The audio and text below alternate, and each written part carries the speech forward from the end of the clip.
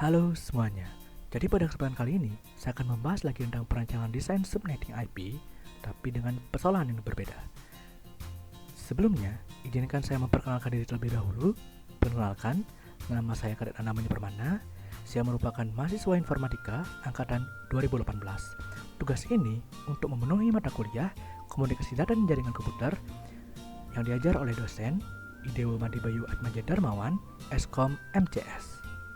Nah, apa sih permasalahannya?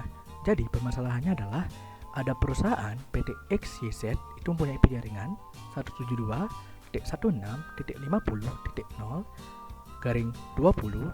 Nah, IP tersebut akan dibagi menjadi beberapa divisi dan dengan jumlah host yang berbeda-beda. Jadi, kita akan merancang topologi jaringan yang cocok dengan kebutuhan PT XYZ dengan membuat subnet sesuai dengan kebutuhan divisi yang ada. Jadi yang pertama, saya akan mengurutkan dulu divisi sesuai jumlah host dari terbesar ke yang terkecil, di mana pemasaran dengan jumlah host terbesar itu 40, dan produksi dengan jumlah host 30, keuangan dengan 20, IT dengan 10, SDM dengan 5, dan gudang dengan 4. Nah, pertama kita akan menghitung IP untuk divisi pemasaran.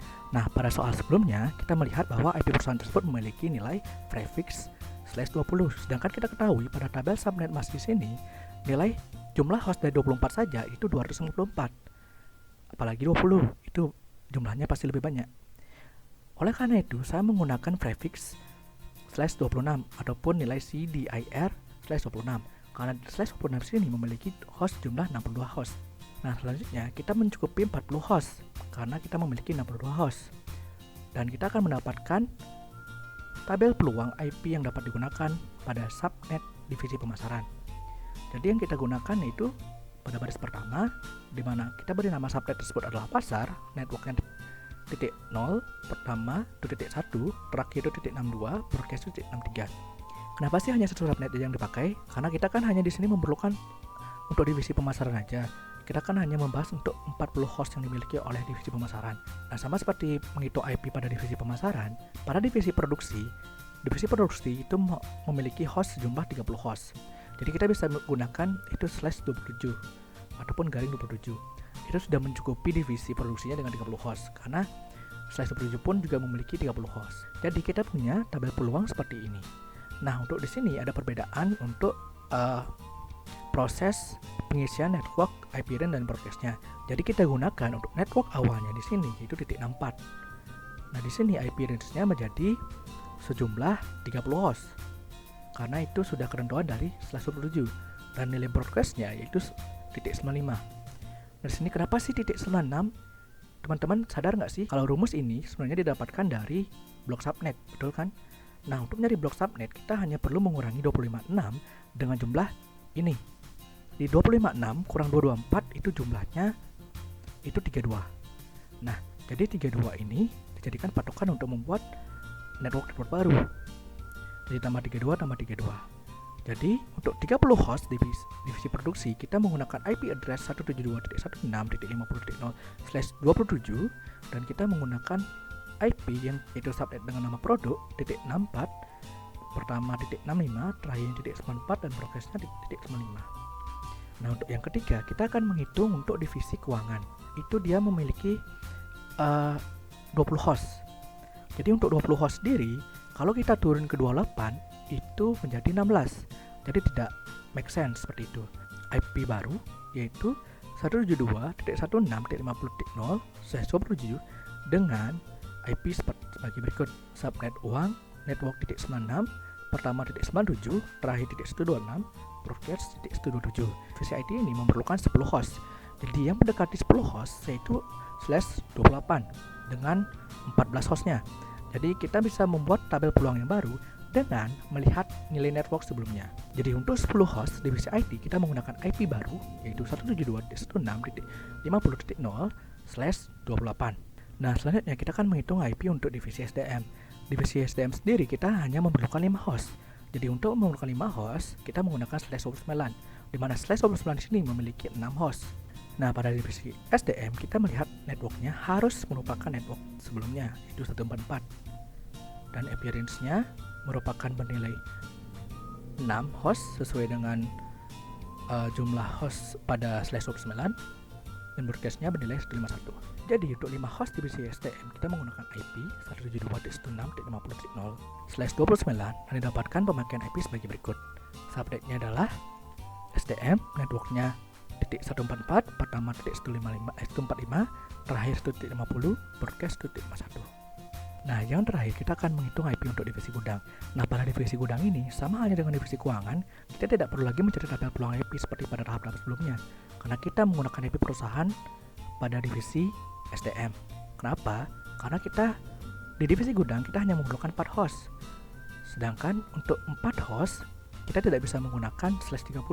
Kenapa? Pada /30 itu bernilai 2 dan akan mendapatkan IP yang baru yaitu 172.16.50.0/29 dengan pemakaiannya menjadi sebagai berikut. Nah, sekarang kita sudah berada pada aplikasi Cisco Packet Tracer dan saya sudah sediakan bahan-bahan yang akan kita gunakan untuk mengaplikasikan permasalahan yang kita dapat tadi ke dalam sebuah desain jaringan subnetting.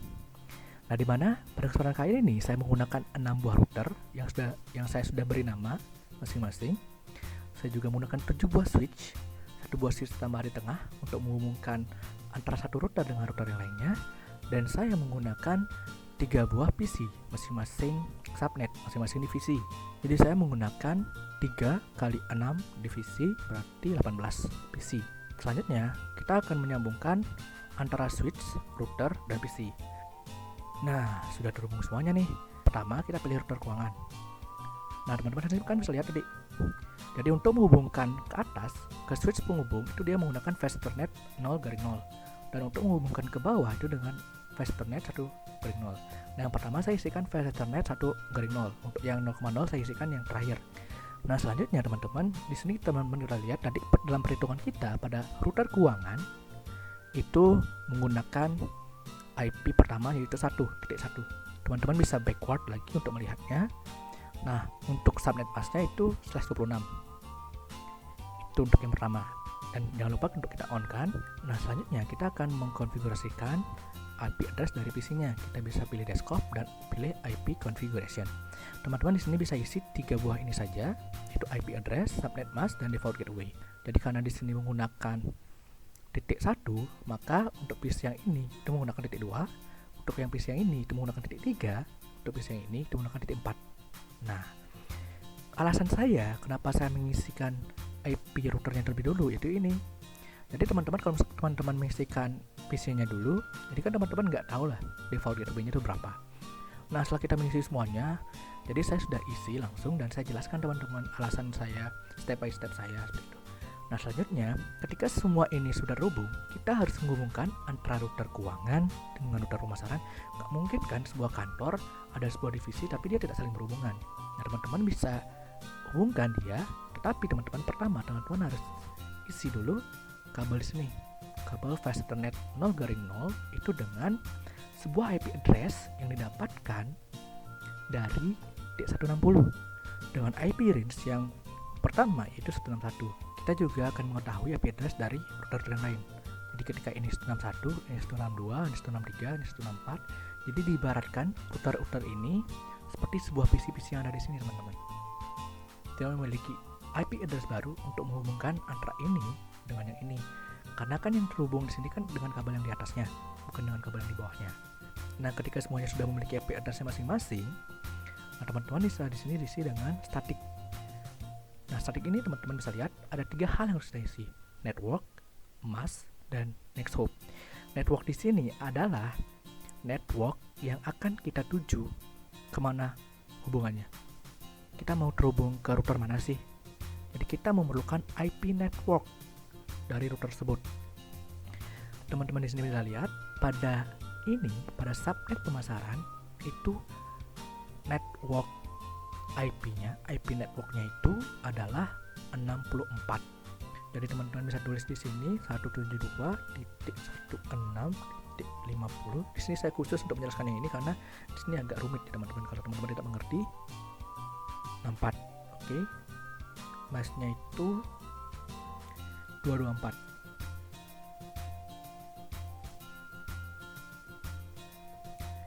Dan next hop di sini adalah teman-teman IP address yang udah teman-teman buat tadi. Di sini kan 161, di sini 162 teman-teman. Di sini untuk next hop-nya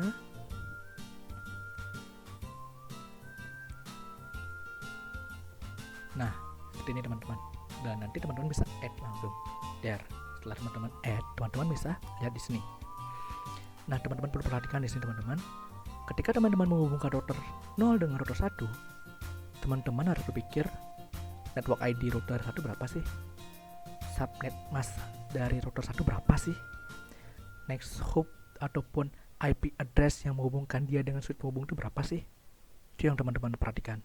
Oke, sama dengan yang router 2. Jadi teman-teman memikir di sini adalah network yang pertama teman-teman bisa hubungkan adalah network dari router 0.